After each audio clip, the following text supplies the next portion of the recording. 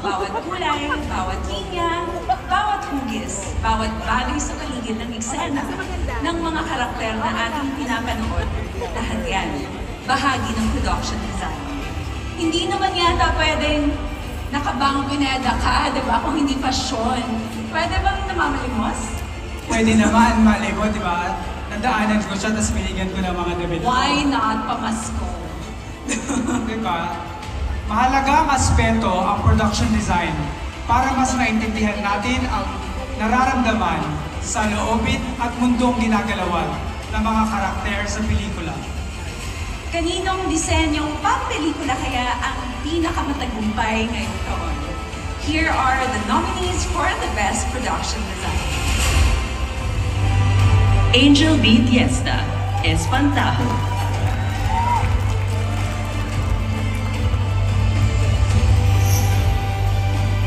Maulen Fabri, Green Nose.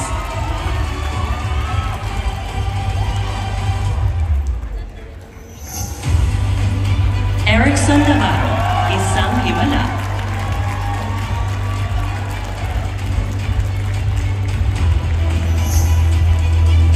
Gerard Ordinario, Strange Frequencies, Taiwan Killer Hospital.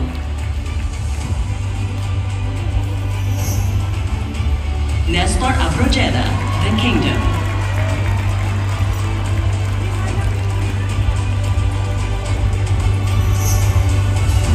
Richard Somes, Popa.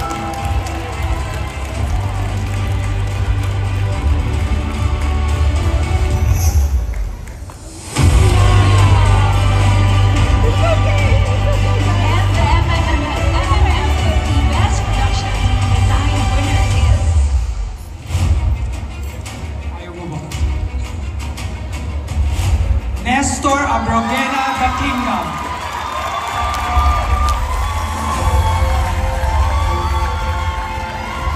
To present the award is Miss Maluli Pana.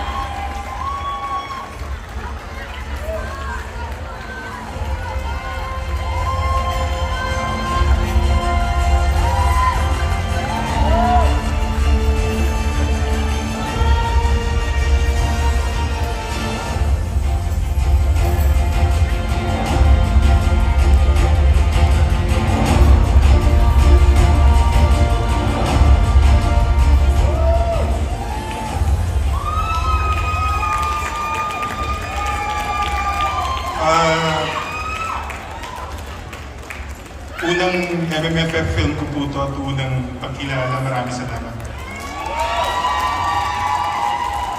So po pasalamatan yung mga producers ko po, APT, Empress, MZ, Miss Jane, Christiana, Sir Joe, Scams. Kalahati rin ang award na ito, gusto kong ialay din kay Abby Polino, ang aming costume designer. Sa aking collaborator, sa mga AD, Miss Shane Sarte, sa aming cinematographer.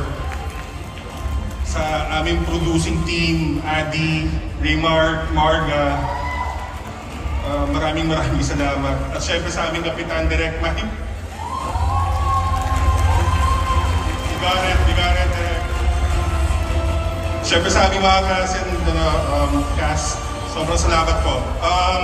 Para sa buong art department po ito, at sana pagtuloy-tuloy po ang Eddie Garcielo para protektahan po ang welfare ng aming art department. Maraming salamat po, Metro Manila Film Fest. Congratulations to our Best Cinematography, Best Production Design, at Best Editing winners. Sabi nga niya, para to sa art department, diba? At huwag kayong maalis na marami pa rin awards na ipagbibigay tonight. That is right, Tim. At abangan ang isang espesyal na handog para sa mga espesyal na mga taong naging bahagi ng MMFF at Philippine Film Industry. Sa magkabalik yan na. Biglegan's Memorial Award goes to...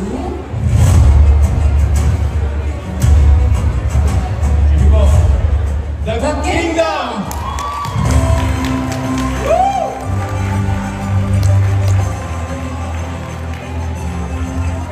The award is Senator Jinggoy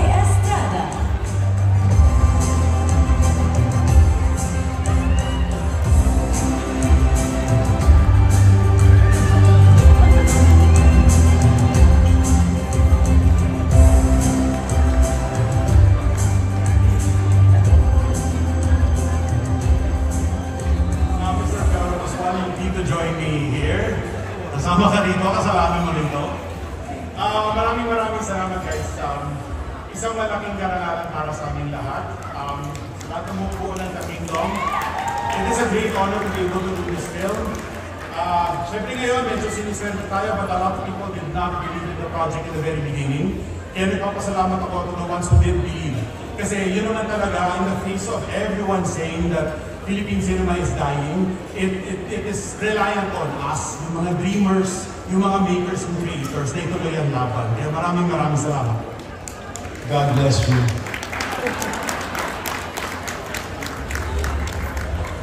When we return, the winners of the Best Actress and Best Actor Award will be revealed.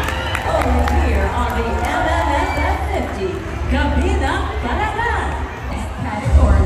And to present the award for Best Director, let's all welcome award-winning director and MMFF Hall of Famer and MMFF 5-time Best Director awardee, Direct Joel Lamangan, and National Artist for Film and Broadcast Arts. We got Mr. Ricky Lee. Directors are visionary leaders. Sila ang kapitan ng barko na naghahatid ng mensahe na gusto nang parating ng isang kwento. Sa gabay ng isang mahusay na direktor na bibigyang buhay ang mga obrang tumatatak sa puso at diwa ng mga manonood. Ito ang mga nominado para sa Best Director. Chito Ronyo para sa Espantao.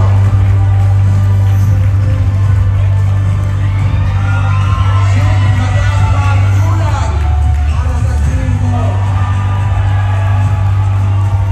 Pepe Chocno para sa Isang Himala. Crisanto Aquino para sa Mighty Luchino. Richard Somas para sa Topa. Michael Tubiara para sa The Kingdom.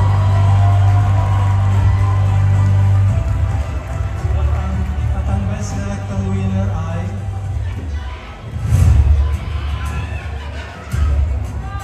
Utsatay!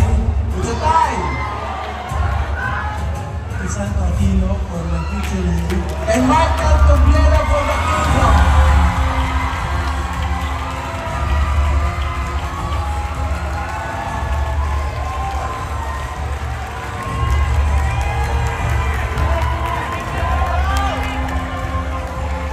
To present the award is Senator Bob Lowe.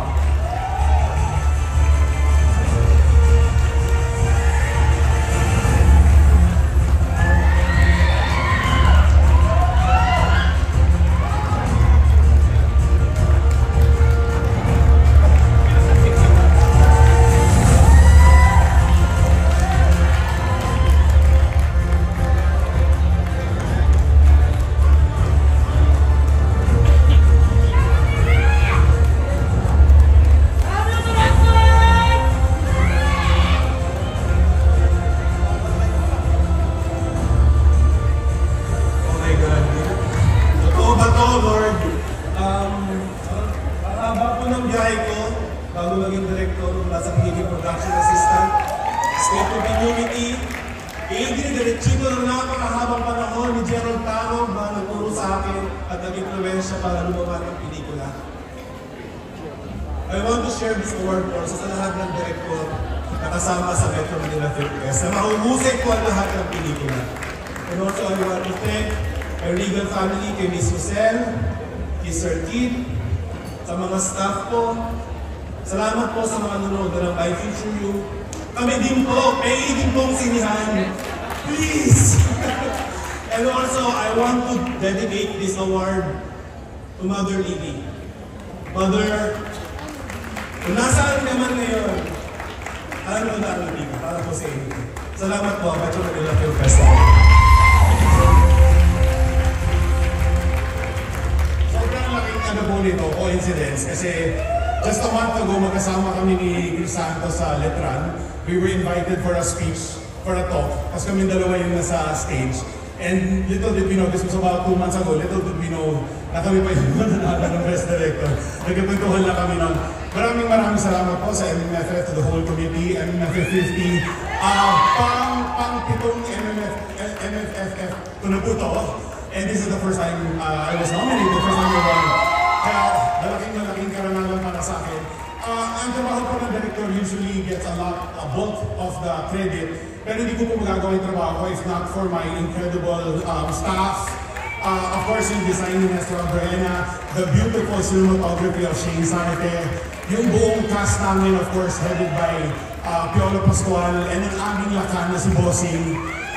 So, maraming salamat to those who believed, Miss Jane, Miss Shena, and of course, Bossing is dying. Ay, panurin nyo lang po ang MMFF 50. Tingnan nyo po, hiligin po kayo sa Francet, maiyak po kayo sa Green Bones, panurin nyo po ang angas ng Topak, at panurin niyo po si Ate V in her revenge sa Uninvited. At mapakanta po kayo sa isang himala. Pag panurin niyo po ang MMFF 50, maniniwala po kayo na buhay ang pelikulang Pilipino. Mabuhay ang The Kingdom, mabuhay ang pelikulang Pilipino. Salamat po!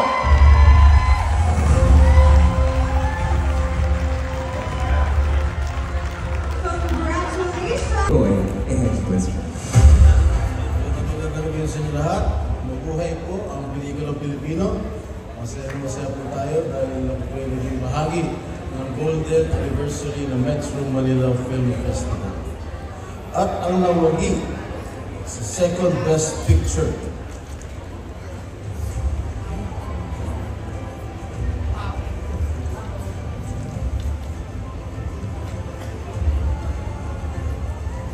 ay ang pelikulang The Kingdom.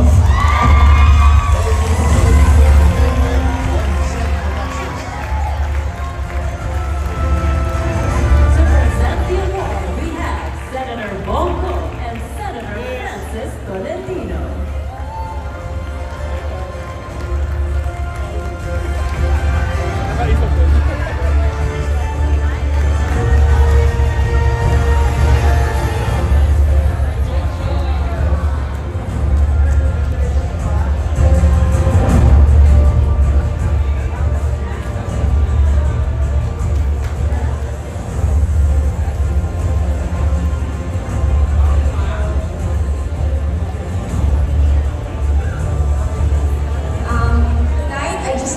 This opportunity to express my extreme gratitude.